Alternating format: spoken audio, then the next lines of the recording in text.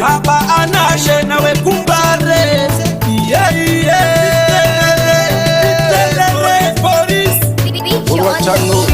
Upenyu iviri unotenderera, usabaizwe nezino rasekerera.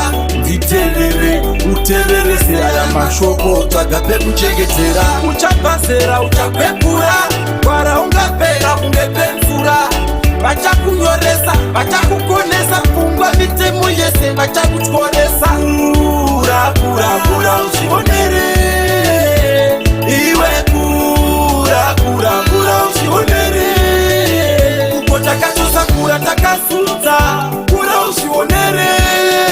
Hakuna ipa kumunga chimbora funza, kura ushionere. Saite mbiri yekuneza baba vako, nekuti mangwana uchaitawo vana vako. Ukasakadzirisa ramangwana rako, amenu wako, upenyu unde wako. Hakuna munhu wasina basa wazvinzwa, usasore uchingouzwa uchinzwa. Ngwarira chinhu chese chauchatambidzwa, verenga bhaibheri uzive zvakarambidzwa. Kura, kura, kura ushionere. Iwe kura, kura, kura ushionere. Uko takatosa kura takasunza, kura ushionere. Hakuna ipa kumunga chimbora funza, kura ushionere.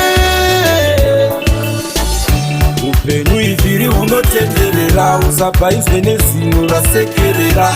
Nditerere, utererese aya mashoko, tagape kuchengetera. Uchapasera, uchapepura, wara ungapera kungepemfura. Vachakunyoresa, vachakukonesa, pungwa mitemo yese vachakuchoresa. Kura, kura, kura ushionere. Iwe kura, kura, kura ushionere. Takatosa kura takasunza, kura ushionere. Hakuna ipa kumunga chimbora funza, kura ushionere. Saite mbiri yekuneza baba vako, nekuti mangwana uchaitawo vana vako.